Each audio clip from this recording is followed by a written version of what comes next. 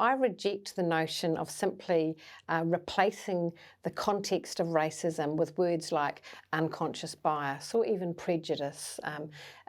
We need to think about this as being behaviour which is offensive, which is diminishing the opportunity for people on the basis of culture, on the basis of race, on the basis of ethnicity, and challenge that.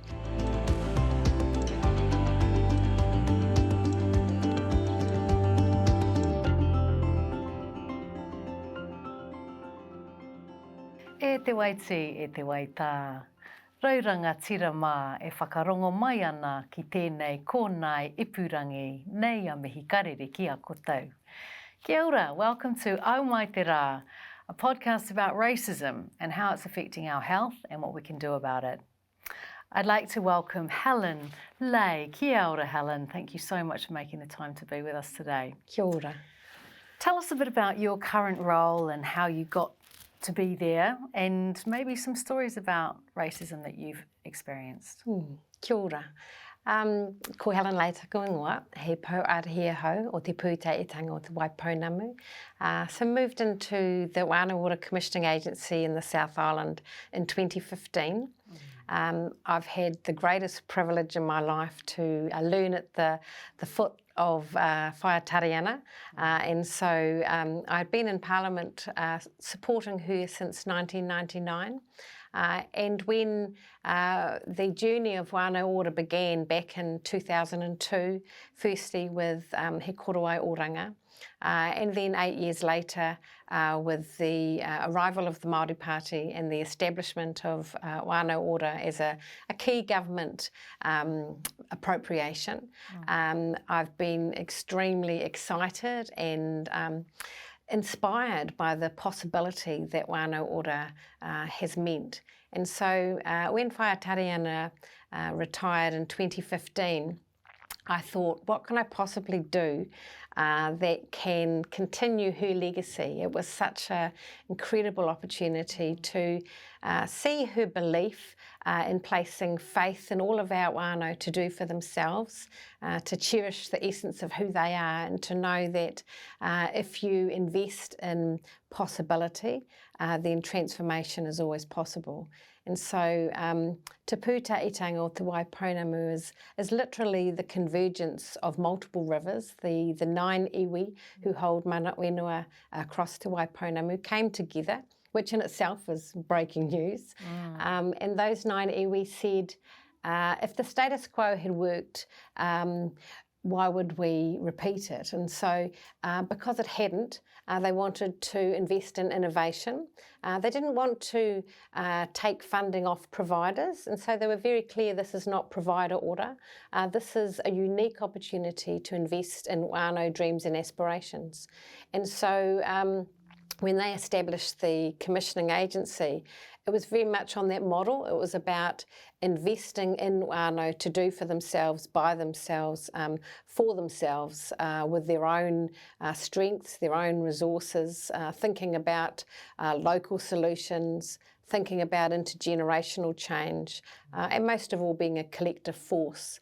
And so I came into the position after some time working with Te Rūnanga o Ngaitahu, and it has been an amazing opportunity to again learn at the feet of greatness when you see the different ways in which wānau anticipate that they can live their best life. And so my role has simply been as Pou Arahi. I am led by the Pou, led by the outcomes that wānau seek, and try to do what I can to help remove any barriers in the way and enable wānau to achieve their greatest dreams. Kia ora. And racism and racist attitudes, behaviours, policies, histories are barriers. So it's great that we talk about the resilience and the resilience that Whānau Ora delivers. And yet we do have to also talk about the things that get in the way of that and to find language that's meaningful. So the word racism, does that, how do you use that word? all the time. When I worked in Parliament, it was an unparliamentary word. You're not allowed to utter the word racist in the House. That always intrigued me, that you could have behaviour that was denigrating, that was marginalising, that was insulting people on the basis of their culture, and yet that word couldn't be used. And so I reject the notion of simply replacing the context of racism with words like unconscious bias or even prejudice. We need to think about this as being behaviour which is offensive, which is diminishing the opportunity for people on the basis of culture, on the basis of race, on the basis of ethnicity, and challenge that. And you know, I think the basis of whānau ora is about confronting racist assumptions that a monocultural, monolithic approach to health and well-being is the same across every type of person. What whānau ora says is that it's not one size fits all. It's about multiple realities, that we should be cognizant of tribal landscapes. We should be cognizant of differences which have been learnt from tupuna-driven solutions, and embrace that, see that as change. So I think in the whānau ora context, we see racism at a personal level, when our whānau aren't, for instance, given the appropriate referrals for gout, or they're given a medication which is of a lower level quality than perhaps their Pākehā neighbours might get.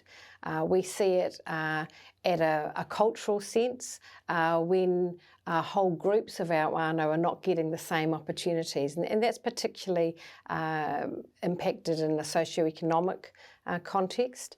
You know, the whole notion of a 7-year difference in life expectancy, that has to be about the outcome of racism. And of course, institutional racism is still sadly rife. Even in the review of whānau ora back in 2019, it was concluded that one of the barriers for whānau is institutional racism, systemic conservatism by agencies on the terrace in Wellington who are not embracing the innovation and the opportunity that whānau ora provides. Why don't those organisations recognise their own racism? How does that continue to perpetuate itself? Like you say, reports have been written, people have talked about this, mai rāno. We can mostly now pick up where racist beliefs and attitudes and behaviours are coming forward. But those institutions, even when they know, or it's been written, they are behaving in racist ways, they don't seem to change. Why is that happening? I think they are risk averse, and I think they are influenced by this notion of being evidence-based, that there has to be a theoretical model, a framework, perhaps volumes of models that have been applied. And so when they look at something like Waka Whenua, which is an initiative in Motueka, 3 grandmothers had really terrible experiences around birthing, in which their whenua, their placenta, had been cast aside, had been put in an ice cream container or had been incinerated, and they felt this deep grief that their whenua had not been respected, and that they wanted to do something different and do something for their mokopuna so that they could continue to cherish wakapapa and to have a conversation about conception and our legacy. But when you try to talk about that at an agency sense, it's different. It doesn't come from the medical school. It comes from lived experience. It comes from tupuna knowledge. And so there's scepticism. And I think sometimes agencies aren't even aware that difference is a good thing, that we can celebrate the fact that there are multiple solutions. They want to go for the option which has been tried before, which has been tried internationally, rather than saying, let's take a leap of faith and believe that this whānau are capable of making change. Indeed, the whole notion of evidence-based decisions is an interesting one, because, of course, who decides what evidence is more valid is a huge politicised decision, and based on histories around privileging certain groups of ideas. And we know from kaupapa Māori research that, as a rangahau kaupapa Māori person myself, I have experience of that being marginalised relative to biological medicine and that field of research. What are some of the ways that whānau ora in particular can disrupt that and highlight, as you have, the whānau's evidence to unlock this potential and diminish the racism at that institutional level? Do you have some other examples of that? I think it's in relation to outcomes and it's seeing the difference. We have an initiative in Christchurch called Whānau Wānaki. It's a group of whānau members who are brought together by chronic illnesses. They didn't want to be looking at their life conditions as about the absence of good health or about illness or sickness. They wanted to focus on what is it that we can do together. And so they started training and looking at physical fitness as a way of improving their health.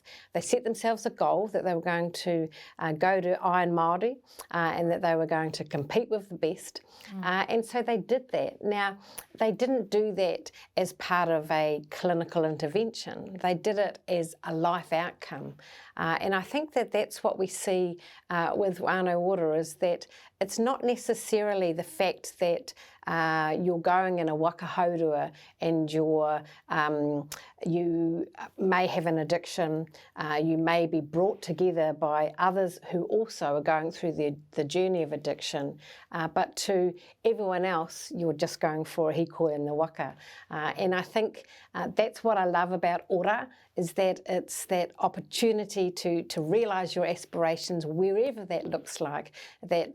That breath of fresh air is about reminding ourselves that health and wellness can be mediated best by those who know their own life chances. And they work with that, but focus on their strengths, focus on intergenerational well-being, and make sure that they do it together rather than just an individual clinical approach. And so that's where I think whānau ora has really challenged racism, because it's saying instead of a time-honoured practice of an individual relationship between a health professional and a patient, that actually your auntie might have the answers, or your mokopuna might give you the reason for why you want to have a life change.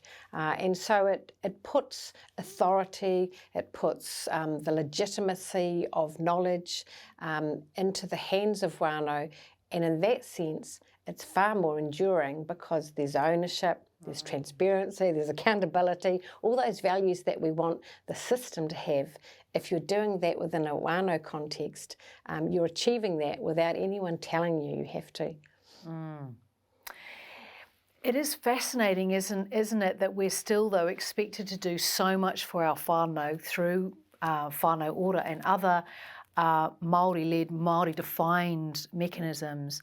But the resourcing for that is still very small. Do you have some comments about racism at the funding level and how we might be able to dismantle some of that racism? Well, I think at the origins of whānau ora back in 2002, we're in the health system. That's where whānau ora began in a policy sense, was from He Korowai Oranga.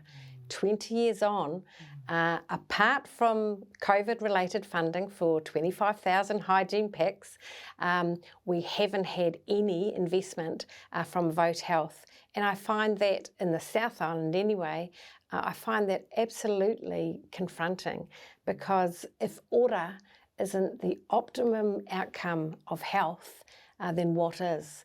And I think it's because We've invested in some 450 different interpretations of wānau ora because we're investing in wānau-led solutions, not providers, not GP practices, but wānau-led solutions. And I think that that's been a massive challenge for the health system, which comes back to institutional racism, because if it's not known, if it's new, and it's unfamiliar to the system, that means that they're less likely to invest. And when those that they're investing in are wānau Māori, one can't see anything but that being institutional racism. I was just reflecting on, evidence of racism around the focus on individual health, individual health outcomes. And whakaaro Māori is very much about intergenerational oranga, is about the holism of our relationship with the natural world. And how have you experienced that as a protective factor against racism? It seems that, to me, so much of what is at the heart of whānau ora is about resilience and protecting people against that, so that when they come up against racism, our people can have more vocabulary to respond to it. Is that your sense? Yes, I think at a personal context, my children are Māori, my partner's Māori, I'm tauiwi. When we've had medical or health issues in the past, my children have a different experience when I go than when my partner goes. And so that experience, they receive more options, more referrals, a longer time in clinical consultation than when my partner takes them.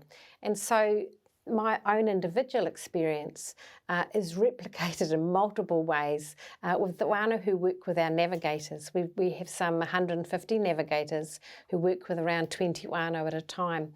And a lot of that is around saying we can build up resilience, we can have our wānau members in the clinic asking, what does this mean? I don't understand why this medication is being used. Are there other alternatives that we can use to increase the life chances of my mum, my auntie, my dad?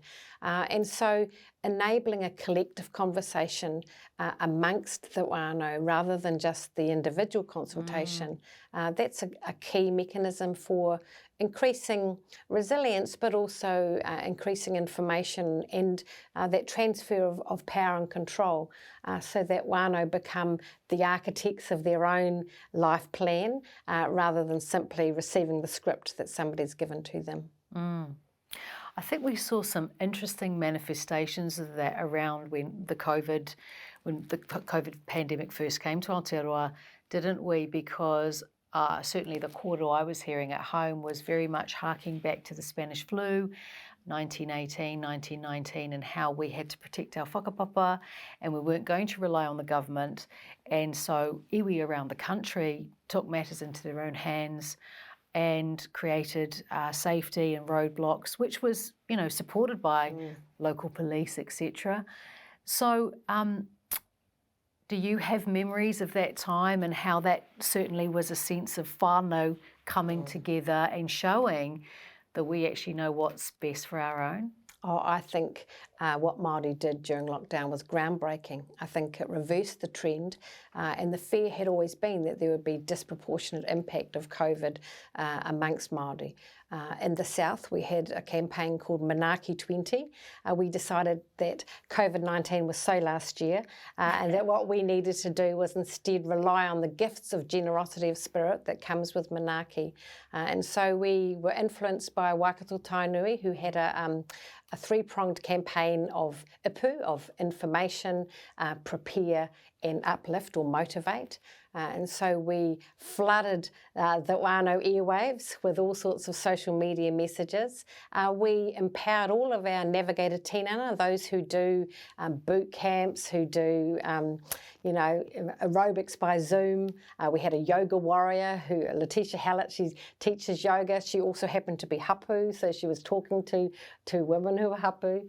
And then we tried to focus on strength-based messages. How do we protect the gift of whakapapa? How do we cherish that which your tupuna fought for? And so instead of being motivated by a fear of the unknown and a model which was around numbers of cases and anxiety, we tried to really focus on mental health and well-being, that together we can stay home, we can follow tupuna-led practices to focus on protection of whakapapa. And we now have a campaign called Tā Whārautia, which Professor Rangi Mātāmua has talked about, that gift of protecting the spirit, being able to maintain that legacy of your genealogy, and that becomes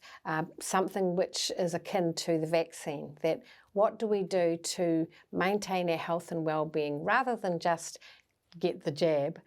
This is actually about making sure all of our family are strong, resilient, that they're survivors. It certainly has been an opportunity, hasn't it, to emphasise a more holistic sense of haura in the context of COVID. It's not just about, as you say, getting vaccinated, but it's an opportunity to remind people, hey, these are all the parts of how you feel good about yourself. And we've also seen quite a bit of pushback and racist commentary about te reo Māori on TV around matariki, and Dr. Rangi Mātāmua's leadership around that seems to have also invoked quite a bit of backlash or pushback. What are your thoughts about how we help people to understand that they're being racist and how to unlearn that? I think Irahapati Ramsden used to talk about that in order to achieve cultural safety, you had to firstly start with cultural awareness and then graduate, if you like, to cultural sensitivity. And so awareness is moving past ritual. It's not enough to just know what does a pōhiri look like, but to understand the historical, socioeconomic, political context, and then to be able to appreciate our own process, our own self-journey. What is our cultural construct that allows me to appreciate difference? And so I think what Whaia Irahapati used to promote was this notion that you can't judge others if you don't know yourself.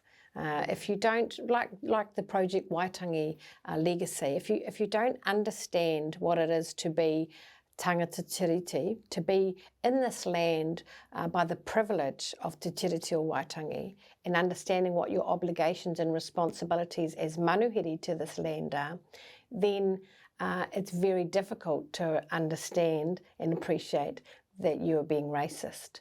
And so I think that's where the conversation around racism needs to be so linked with cultural competency. If we don't appreciate that difference is everywhere and that racism is everywhere, all of us have racist attitudes, then we're not going to be able to work collectively to a nationhood which is around inclusivity, which is around access, which is around equitable outcomes based on valuing diversity. Do you have some specific dreams for a racist-free Aotearoa and how we might get there? My specific dreams are always determined by my babies, my mokopuna.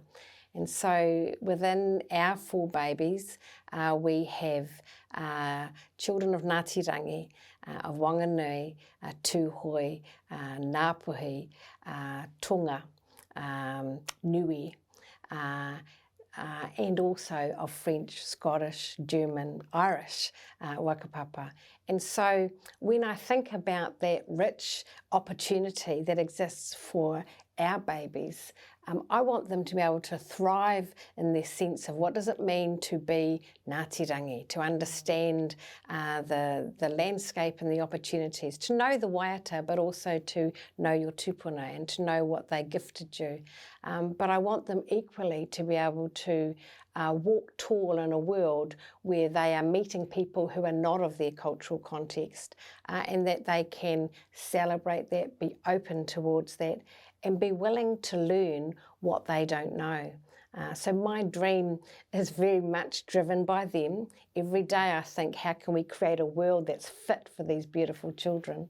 And I guess that's why I'm in the work that I'm in, because I want that world to be one where I'm also making a contribution, meeting my obligations and responsibilities as a nana, as a mama, to be able to do what I can to cherish the life gift that every one of us is born with. Oh, kia ora. Are there some particular strategies in your current role that you're rolling out or that you can see coming over the horizon that you're going to be implementing? As you say, racism is all around us all the time. That you can see are actions that will diminish the likelihood of racist attitudes, of racist actions, to give your mokos that dream that you have for them? One of the things that we've invested in is an initiative called Taku Reo Rahiri, with the wonderful wisdom of Tania Riwai. And that initiative is working with our navigators, who are the ones who are most closely involved with our whānau. And it's about unpacking trauma. It's about unpacking and unlearning those issues which have stymied growth. And I think until we really start to look at our own healing and to think about those experiences that we've had that we perhaps think we've moved on or that we've put in the past, until we look at them, unlock them, grieve about what we've experienced, and understand how our life went in a different journey because of the way in which the language was stolen, or children were uplifted, or whānau were treated with disrespect, with insults, with institutional racism, then we're not going to be able to be strong enough to challenge from a basis of the authority of our own voice. So that's a strategy which I think is really important, is to understand that trauma is a lived experience, and that until we acknowledge that, it's very difficult to be able to face your future with courage. Kia ora, Hoa. Thank you for bringing up the issue of trauma, because I think that's a critical issue in our intergenerational trauma history. It doesn't define who we are. We were here before colonisation, of course, and we'll be here after. But as a child psychiatrist, I can really relate to what you're saying of many of the whānau that I see, that trauma manifests in all sorts of ways and affects our ability to really connect with our tupuna, that knowledge, that evidence that is available to us, but sometimes there are things that get in the way, and that trauma is one. Thank you so much for sharing your wisdom with us today. Ngā mihi nui ki a koe. Kia ora. Ngā mihi nui ki a koutou. If you'd like to learn more about this kaupapa, check out our website.